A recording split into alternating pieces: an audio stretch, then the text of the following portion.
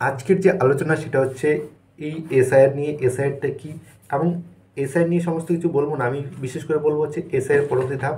যদি এসআইআর পরে আপনি কি করবেন, যদি আপনি মনে করেন যে আপনি সত্যি অন্য কোনো দেশের নাগরিক ছিলেন বা এখানে পুরোপুরি চলে আসেন, তাহলে আপনার করণীয় কি সেই বিষয়টাই কিন্তু আলোচনা করব। এসআইআর তো হবেই, এসআইআর তো 4 তারিখ থেকে শুরু হয়ে যাচ্ছে। এসআইআর হওয়ার পরবর্তী ধাপ আপনার কি করণীয়। মনে করুন আপনি হচ্ছে 2012 সালে হচ্ছে বাংলাদেশ থেকে ভারতে এসেছেন, তাহলে আপনার কি করণীয়, আপনি কি করবেন, আপনার কি হবে, সেই বিষয়ে কিন্তু আলোচনা করব। তো এবার বলি, এসআইআরটা হচ্ছে একটা ইলেকশন কমিশনারদের একটা হচ্ছে প্রক্রিয়া, মানে যাচাই প্রক্রিয়া, যে কারা ভারতের নাগরিক কারা ভারতের নাগরিক না, এই বিষয়ে কিন্তু একটা যাচাই প্রক্রিয়া হচ্ছে এসআইআর। তো এইটা যে চলছে, এই নভেম্বরের 4 তারিখ থেকে শুরু হয়ে যাবে। তো এর জন্য কী কী ডকুমেন্ট লাগবে আপনারা হয়তো অলরেডি জেনে গেছেন কী কী ডকুমেন্ট লাগবে, তাও আমি ছোট্ট করে বলে দিই। 2002 সালের ভোটার লিস্টে যদি আপনার বাবার নাম, ঠাকুরদার নাম বা কারো নাম থেকে থাকে, তাহলে আপনি যে বিএলও আসবে বাড়িতে, তাকে সেটা ফর্মটা পূরণ করে তার একটা জেরক্স সেটা অ্যাটাচ করে দিন, তাহলে কিন্তু আপনার আর কোনো সমস্যা বা কোনো কিছু লাগবে না। তো এরপরে যেটা হচ্ছে, যদি 2002 সালের ভোটার লিস্টে আপনার কারো নাম না থাকে, তাহলে কী করবেন, যে 1987 সালের 1 জুলাইয়ের আগে যে কোনো একটা ডকুমেন্ট, ব্যাংকের পাসবুক হোক, এলআইসির কাগজ হোক বা অন্য যে কোনো কাগজ, বার্থ সার্টিফিকেট বা জমির দলিল, যে কোনো হতে পারে, সেগুলো যদি একটা আপনি দিয়ে দেন, তাহলে কিন্তু আপনি প্রমাণিত হয়ে যান যে আপনি হচ্ছে মানে ভারতীয় নাগরিক বা আপনার অধিকার আছে। যদি মনে করুন সেই সমস্ত ডকুমেন্ট আপনার কিছু নেই, আপনি 2000 সালেই হচ্ছে ভারতে এসেছেন, বাট তখনও কিন্তু আপনি কোনো কাগজ করেননি বা করতে পারেননি বা কোনো কিছু নেই, বা ভোটার কার্ড লিস্টে আপনার নাম ওঠেনি, তাহলে আপনি কি করবেন, তাহলে আপনার কোনো কিছু করার নেই। এসআইআর যেটা আসবে, যার ডকুমেন্ট চাইবে, আপনার কাছে যা আছে আপনি তা দিয়ে সব সাবমিট করে দিন। এরপরে যদি আপনার ভোটারটি ডি ভোটার হয়ে যায়, মানে ডাউটফুল ভোটার হয়ে যায়, তাহলে কি হবে, আপনার নামে একটা নোটিশ জারি হবে। কোথায় নোটিশ যাবে, ফরেন ট্রাইব্যুনালে। সেইখান থেকে আপনার নোটিশ আসবে, সেখান থেকে আপনার একটা প্রক্রিয়া আসবে, আপনাকে হচ্ছে হতে পারে ইসের জন্য ডাকতে পারে, মানে ভেরিফিকেশনের জন্য ডাকতে পারে। সেখানে আপনার সুযোগ দেওয়া হবে প্রমাণ করার যে আপনি হচ্ছে এই দেশের নাগরিক।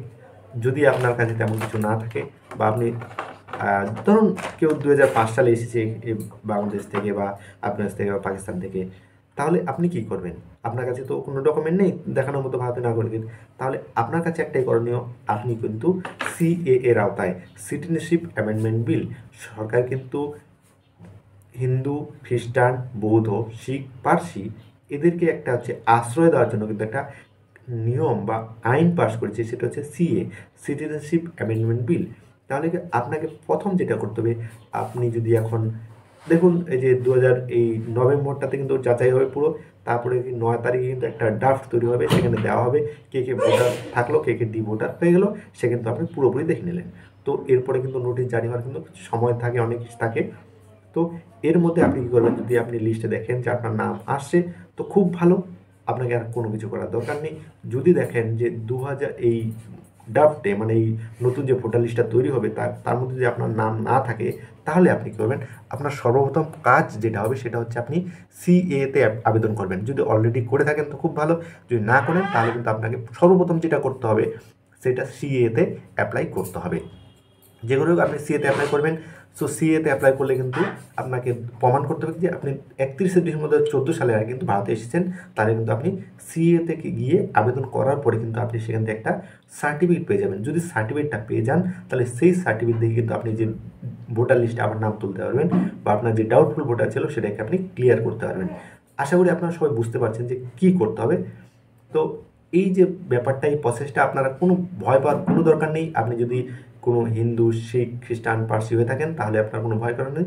যদি আপনি মুসলিম সম্প্রদায়ের হয়ে থাকেন, তাহলে কিন্তু ব্যাপারটা আপনার একটা চিন্তার, সেটা আমি বলতে যাচ্ছি না, কিন্তু আমি বলতে যাচ্ছি যারা হচ্ছে এই যে সিটিজেনশিপ অ্যামেন্ডমেন্ট বিলের মাধ্যমে যাদেরকে হচ্ছে একটা সুযোগ দেওয়া হয়েছে, তাদের জন্যই বলছি। তো আপনারা কোনো বিষয় চিন্তা করবেন না, নিশ্চিন্তে থাকুন, টেনশন করবেন না। অনেকে দেখছি টেনশনে হচ্ছে ঘুম উড়ে যাচ্ছে যে কী হবে না হবে, কোনো টেনশন নেই, যা হচ্ছে হতে দিন, সব ভালোই হবে, ভালোর জন্যই হচ্ছে। তো যেটা বললাম আপনাদেরকে, আপনারা শুধু ওয়েট করুন এই ড্রাফট তৈরি হওয়ার, মানে ডিসেম্বরে যে ড্রাফট তৈরি হবে 9 তারিখের পরে, সেই ড্রাফটে আপনি দেখবেন আপনার নাম যদি না থাকে, তাহলে প্রথম কাজ যেটা করবেন সেটা হচ্ছে সিএতে আবেদন করবেন। সিএতে আবেদন করে কিন্তু আপনি হচ্ছে সেখান থেকে ওয়েট করবেন, আপনার একটা ভেরিফিকেশন হবে। ধরুন আপনাকে ভেরিফিকেশন ডাকবে, সেখানে গিয়ে আপনি আপনার কাগজপত্র দেখাবেন, তাহলে কিন্তু আপনার সার্টিফিকেটটা পেয়ে যাবেন। বাস এটাই আর বলার ছিল। যদি কারো কোনো সন্দেহ থাকে মনের মধ্যে, কোনো জিজ্ঞাসা থাকে, অবশ্যই আমাকে কমেন্টে জানান। আপনাদেরকে আমি সাহায্য করার চেষ্টা করব। আজকে নয়, দেখা হবে পরবর্তীতে। জয় হিন্দ, জয় ভারত, ধন্যবাদ।